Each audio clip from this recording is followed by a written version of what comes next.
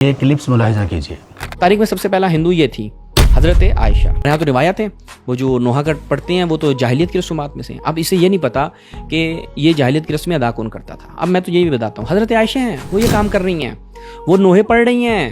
فرمانے کہ حضرت علی جو نبی کے بستر پر ایک رات سوئے اور ان کی اتنی فضیلت آیت بھی نازل ہوئی، لیکن حضرت ام المؤمنین عائشہ جو نبی کے بستر پر ہر روز ہر رات کو سوتی تھی تو ان کی کوئی فضیلت نہیں ہے۔ اگر مولوی صاحب سونے سے اور اس طرح سونے سے فضیلتیں ثابت ہوتی ہیں نا، تو پھر آپ کے مذہب کے مطابق، آپ کے منطق کے مطابق حضرت نوح اور حضرت لوط کی بیویاں کہ جنہیں قرآن مجید نے جہنمی کہا ہے، وہ بھی نبی کے ساتھ ہوتی تھی۔ ان کے بعد میں سید شہباز فانی صاحب آپ کے سامنے ایک نصیحت رکھنا چاہتا ہوں۔ دیکھیے، اگر میں کسی معاملے میں یہ کہوں کہ تیری ماں نے یہ کہا، اب یقین کیجئے قرآن سے، اللہ کے رسول صلی اللہ علیہ وآلہ وصحبہ وسلم سے، اہل بیت اور اصحاب سے ہماری محبت اور ان کی تعلیم و تربیت ہم اس بات کی اجازت نہیں دیتی ہے۔ لیکن آپ جو زبان استعمال کر رہے ہیں اس ہستی کے متعلق جسے قرآن نے کہا ہوا ازواجہ امہاتہم، اس رسول کی ازواج مومنوں کی مائیں ہیں، اپنی ماں کے بارے میں ایسی زبان استعمال نہیں کی جاتی۔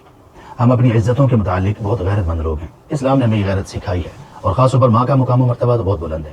اور یاد رکھیے کہ دنیا کی ساری مائیں ایک طرف اور یہ اکیلی ماں سیدہ عائشہ صدیقہ طیبہ طاہرہ رضی اللہ عنہا، یہ ہماری ایک طرف، ان پر دنیا کی ساری مائیں قربان واللہ۔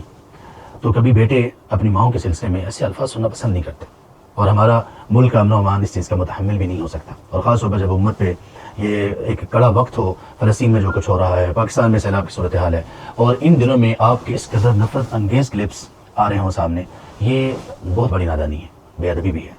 آپ سے میری گزارش یہ ہے کہ دلائل کا میدان ہے، دلائل کے میدان میں دلیل سے بات کیجیے۔ آپ اگر قرآن کریم پر ایمان رکھنے والے ہیں تو دو آیات ہیں، سورۃ النحل کی آیت 125، وَجَادِلْهُمْ بِالَّتِي هِيَ أَحْسَنُ۔ کسی سے اگر ڈیبیٹ کا، مناظرے کا موقع آ جائے تو سب سے اچھے انداز میں بات کرتے ہیں، سب سے اچھے انداز میں جدال کرتے ہیں۔ دوسری آیت سورۃ الاسراء آیت نمبر 53، وَقُلْ لِعِبَادِي يَقُولُوا الَّتِي هِيَ أَحْسَنُ۔ اے پیغمبر میرے بندوں سے کہہ دیجئے وہ بات کریں جو سب سے اچھی ہو، انداز سب سے اچھا ہو، الفاظ سب سے اچھے ہوں۔ یہ راستہ، یہ انداز بڑا خطرناک ہے، بڑا تکلیف دہ ہے، بہت تکلیف دہ ہے۔ اور میں گزارش کرتا ہوں جناب سید شہنشاہ نقوی صاحب سے، کیونکہ آپ کا بھی یہ تذکرہ اپنے کلپس میں کرتے ہیں، اور خاص طور پہ شاید ان کی کتاب پر آپ کی کوئی تقریض بھی ہے، اور سید جواز نقوی صاحب سے، کہ اپنے اس طرح کے جو نوجوان ہیں ان کو ضرور نصیحت کیجیے۔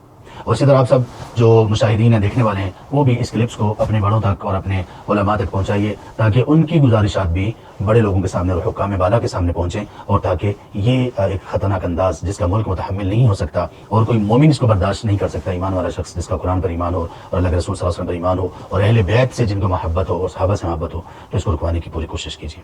سید شہباز اصفہانی صاحب، امید ہے کہ میری نصیحت آپ تک پہنچی ہوگی، اور امید ہے کہ آپ اس پر غور کریں گے۔